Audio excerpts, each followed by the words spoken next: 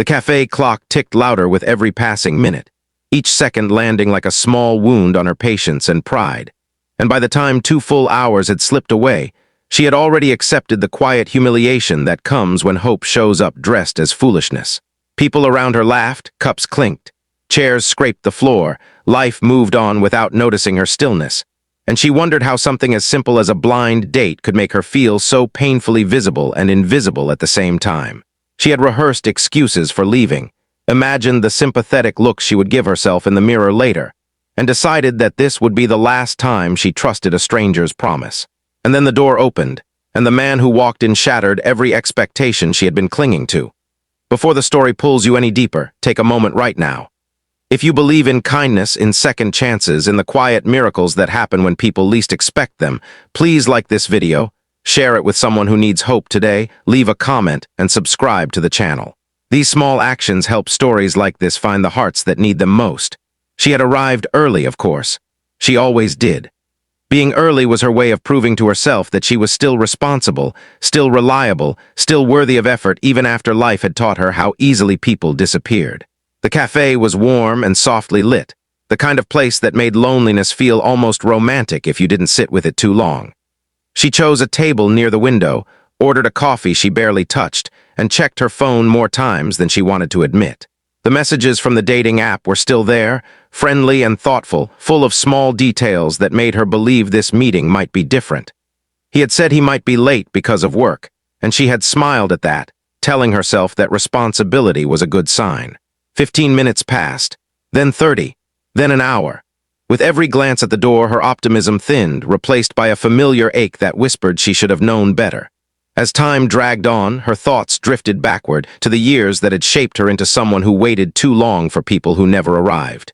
She had been married once back when promises felt solid and forever sounded believable. That marriage ended not with a dramatic betrayal, but with a slow erosion of care, a quiet neglect that hurt more because it was invisible to everyone else. After the divorce, she learned how to rebuild herself piece by piece, how to smile at work, how to eat dinner alone without crying, how to convince friends she was fine. Dating again was supposed to be a sign of progress, proof that she was ready to let someone new in. Sitting alone in that cafe, she wondered if it was actually a mistake, a reopening of wounds she had spent years learning to close. The second hour was the hardest.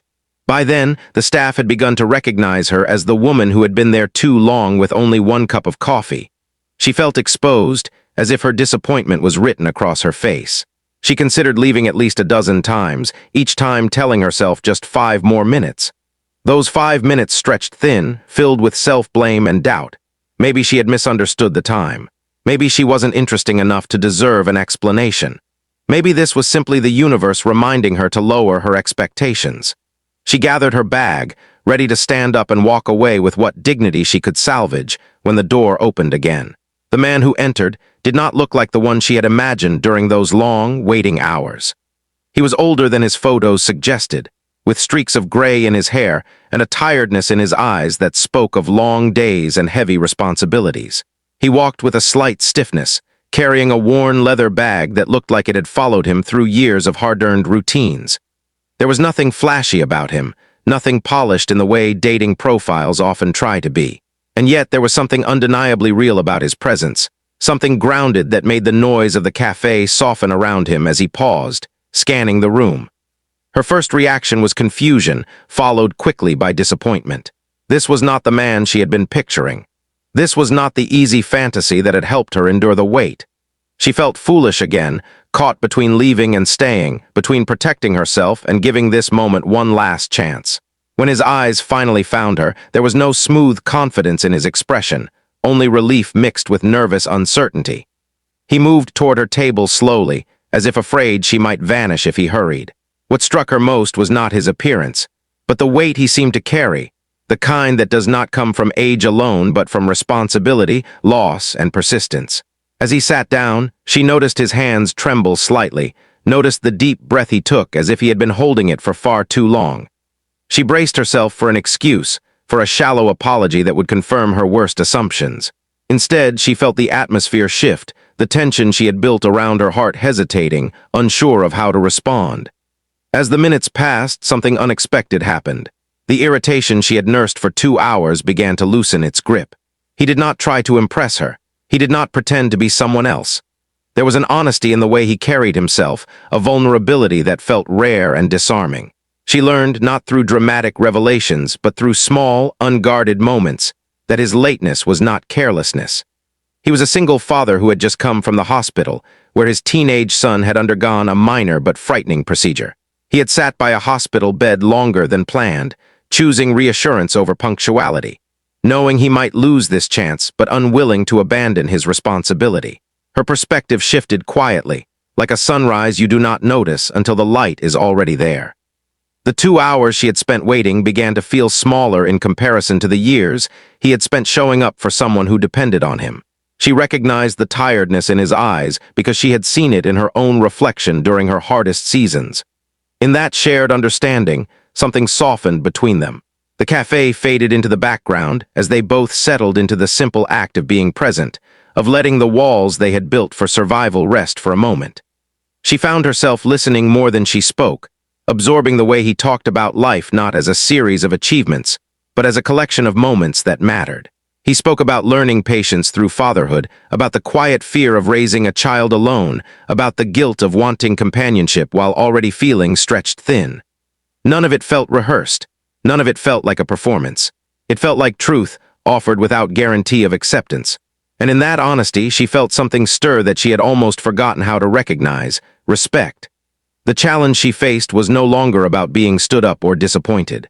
It was about deciding whether she was brave enough to let go of the version of love she had imagined and make space for the one unfolding in front of her. She had spent so long protecting herself from being hurt again that she had forgotten how protection could sometimes become a prison. Sitting across from this imperfect, sincere man, she realized that second chances rarely arrive in the form we expect. They come quietly, carrying flaws, asking us to see beyond the surface.